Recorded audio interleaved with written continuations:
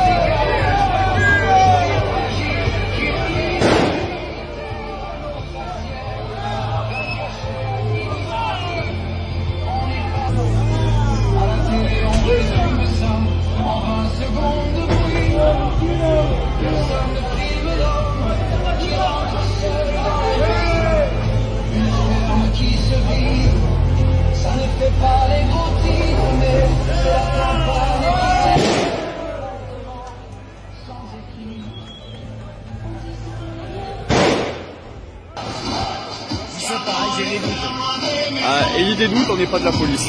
Ça se lit dans les yeux.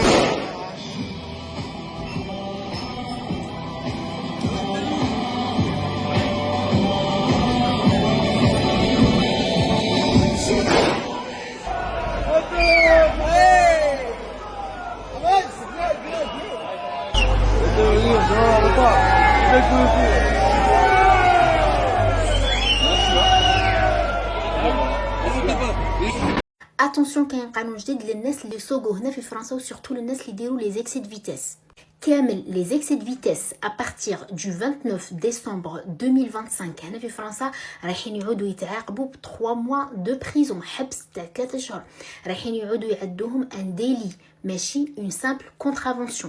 وفوق لي 3 mois de prison 3 شهور نتاع حبس راح يكون كاين اون اموند نتاع 3750 اورو 3750 اورو. ولا سسبنسيون تاع البيرمي دو كوندوير بوندون 3 ans يعني 3 سنين ما تقدروش يكون عندكم بيرمي وما تقدروش تسوقوا. واش معناها هاد ليكسيد فيتاس كونكريتمون؟ معناها باغ اكزومبل تكون لا فيتاس ليميتي 50 كيلومتر اور وانتم تكونوا تجريو 100 كيلومتر اور وطلع نشوفوها هذه بزاف في لي فيل سورتو في الليل. ولا باغ اكزومبل فلوتوروت تكون ليميتي 110 وانتم تكونوا تجريو 160. هذه ثاني نشوفوها بزاف. ونسيت ثاني ما قلت لكمش باللي الا درتوها هاد الجنحه راح تتكتب انديلي، هو جنحه بالعربيه، راح تتكتب في لو كازيي جوديسيير نتاعكم. دونك راح تعود تخرج لكم، ما يوليش عندكم ان كازيي فيرج. كي تخرجوا الكازيي تكون مكتوبه فيه. دونك faites très attention à ça et partagez au maximum الناس اللي يسوقوا هنا في فرنسا. Une immense tristesse pour François, qui est SDF et qui est décédé à Reims. Il est mort de froid.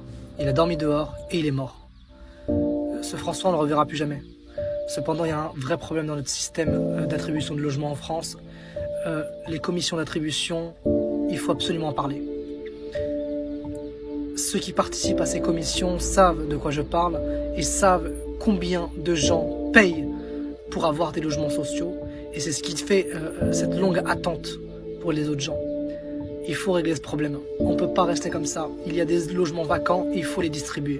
On ne peut pas laisser ce genre de gens comme François mort de froid. Paix à son âme, qu'il repose en paix.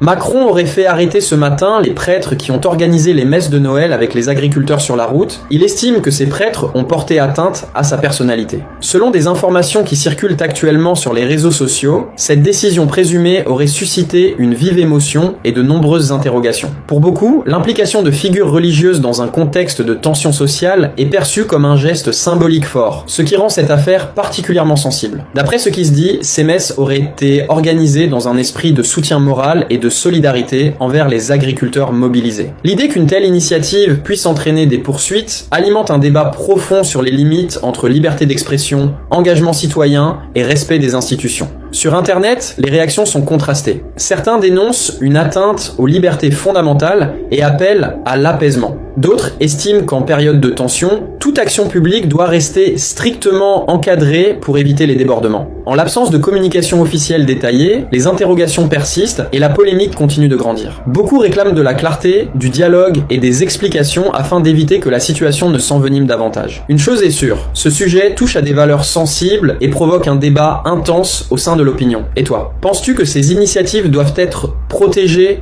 ou strictement encadrées? Dis-le en commentaire et like pour faire vivre le débat.